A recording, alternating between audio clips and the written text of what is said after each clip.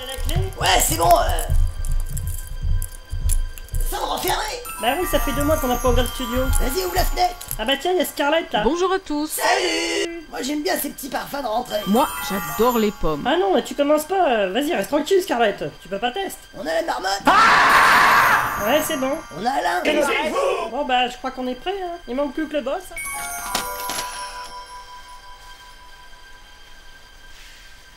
Bon bah c'est reparti.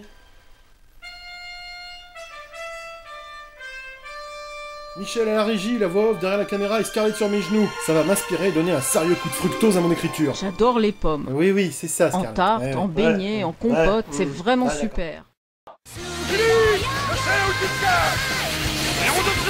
Vous vous souvenez de quelque chose, un petit détail.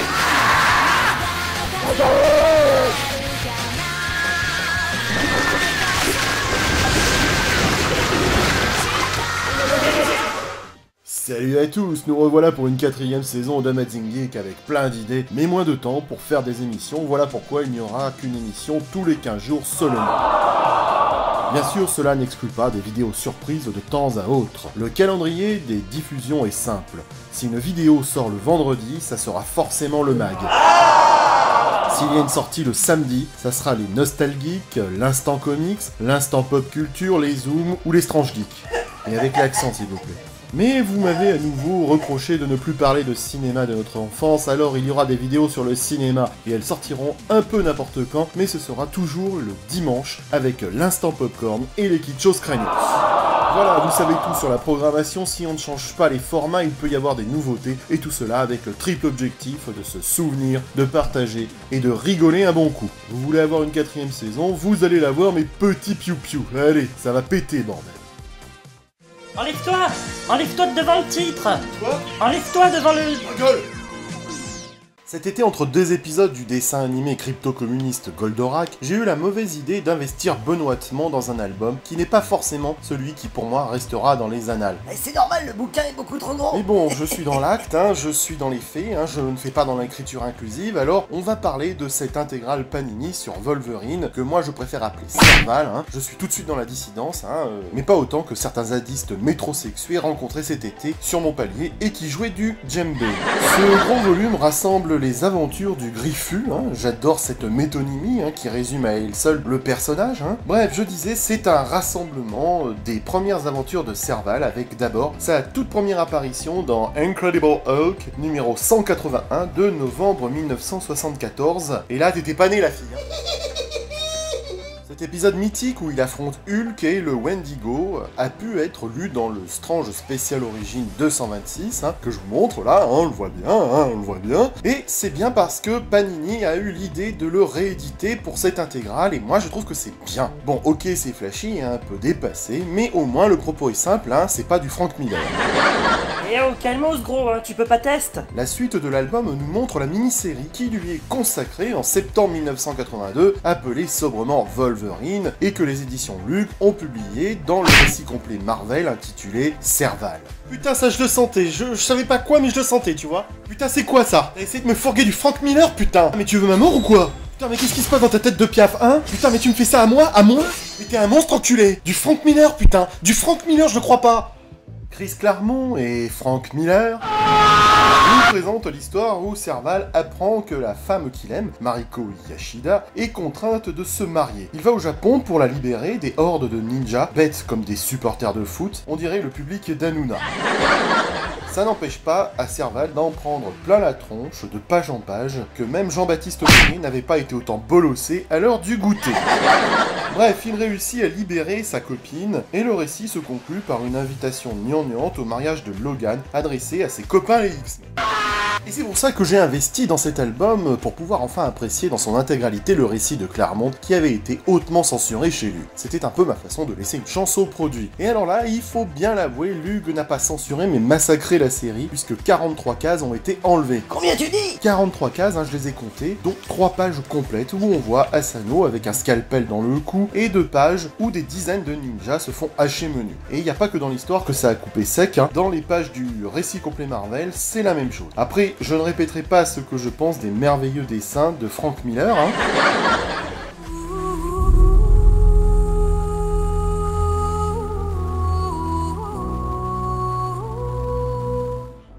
Oh ça va, commencez pas à gueuler, moelleux, hein, c'est de l'ironie purement maîtrisée, hein, poussée sur vos chakras. Non mais je vous taquine, vous le savez bien, on a autant le droit d'aimer Frank Miller que de le détester, tous les goûts sont dans la nature. Pour ma part, je m'inscris plus dans l'esprit d'un proverbe du Wakanda qui dit « John Byrne est à Robuchon ce que Frank Miller est au marmiton ». Voilà, on va pas en faire un plat. Bah si, justement.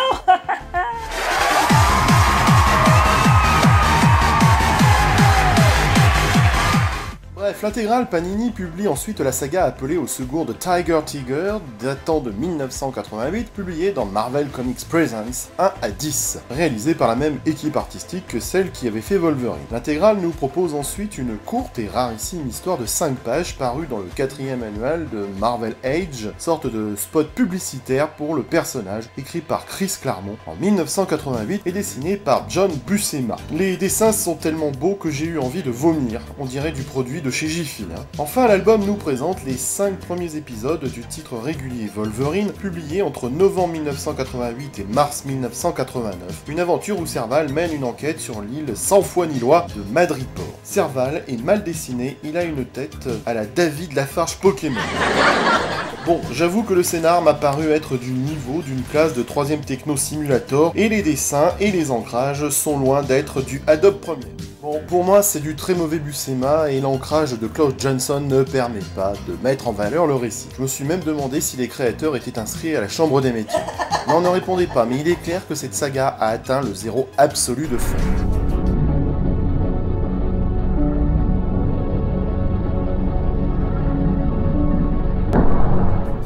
De toute façon, cette année, je n'ai fait que des mauvais choix entre mon stage de cuisine avec Enjoy Phoenix, mes achats de fringues chez Babou et l'acquisition de ce bouquin, on peut pas dire que j'ai été inspiré. Et oui, je regrette d'avoir investi dans cet album qui ressemble plus à une purge rectale. Tu vois, c'est le genre on te met pas un doigt dans le cul, mais plutôt 2 pour voir si ça rentre. Cette blague était de très mauvaise qualité. Bref, cet album ne m'a pas plu, et au final, j'aurais envie de dire...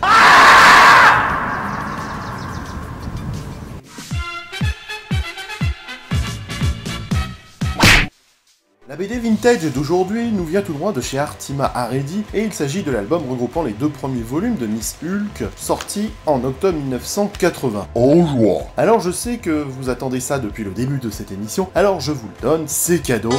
Oh, you touch my tra-la-la. My ding-ding-dong. Alors même si je risque d'en souiller mon évidence, je suis fier de vous exhiber cet album entièrement démontable et complètement cassé, et pour cause, il est l'un des rares comics à avoir échappé au sinistre de Macabre. Qu'est-ce que tu veux que ça nous foute, gros? Y'a Twitter si tu veux chialer. La colle n'existe plus, et les bouquins se désolidarisent de la couverture, mais l'œuvre reste intacte avec pas mal de scotch. C'est vrai que lorsque je l'ai vu flotter dans 20 cm d'eau dans ma cave, j'ai eu la même exclamation que ma femme quand elle est contrariée, genre ça.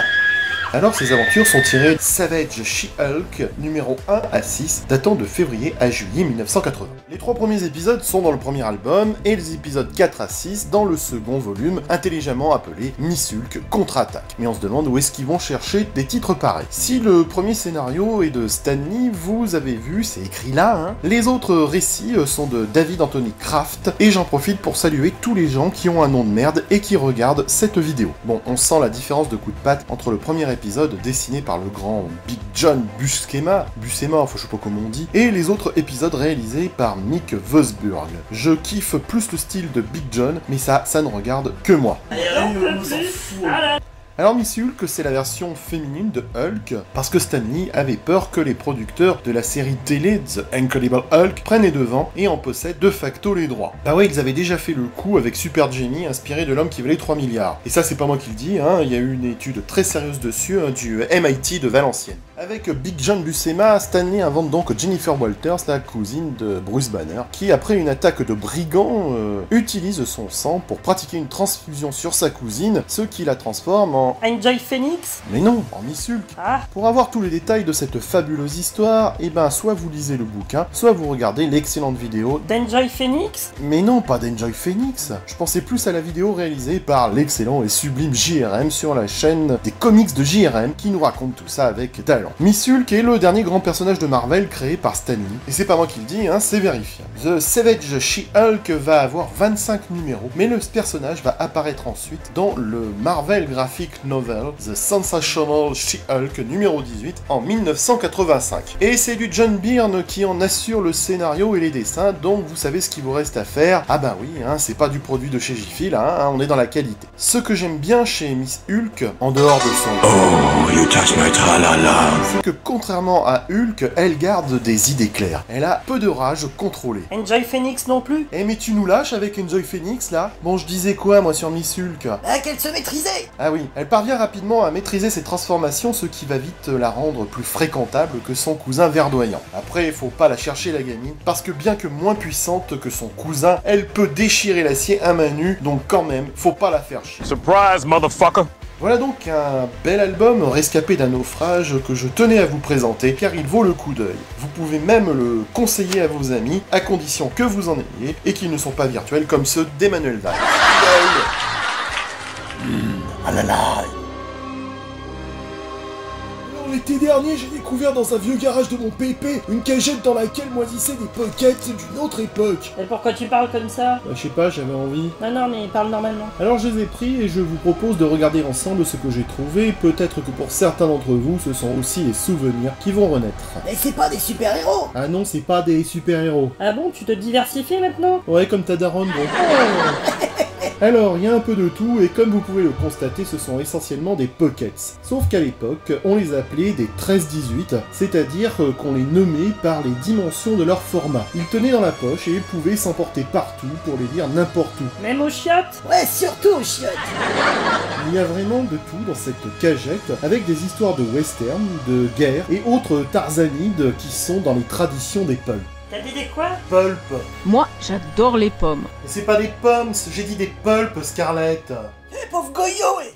J'ai pu identifier 4 sortes de maisons d'édition puisqu'il y a du Haredi, du Imperia, du Lug et les éditions Aventure et Voyage, vieille maison d'édition créée en 1946 dont Auguste Vistel, le père des éditions Lug, avait des parts. Ah mais t'en sais des choses! Merci. Des aventuriers, des cow-boys, des pseudo-tarzans, on a de tout dans ces petits volumes, souvent mensuels, qui à l'époque se vendaient surtout sur les tourniquets, dans les maisons de la presse ou dans les halls de gare. Je commence par la maison d'édition Imperia, visiblement située à Lyon, qui nous propose des récits de guerre comme les 5 As, ou d'aventure avec Tora. Mais les 13-18 d'Imperia proposaient aussi du western avec Gene Canada. Eh, c'est pas facile à porter comme nom, hein. Personnellement, je ne connaissais pas du tout, peut-être parce que ça ne m'intéressait pas à l'époque. Moi, j'étais plutôt super-héros. Point barre. Au milieu de ces piles, j'ai également découvert quelques Haredi avec un aventurier bien dans le genre des pulps américains appelé Tim l'Audace. Rien que le titre, c'est tout un programme. Mais il y a également un ensemble de récits d'aventure dans Jack Sport, un mensuel datant de 1975, et là, visiblement, j'ai trouvé le numéro 1. Voilà, toutes ces vieilleries changent un peu des super-héros, mais je tenais,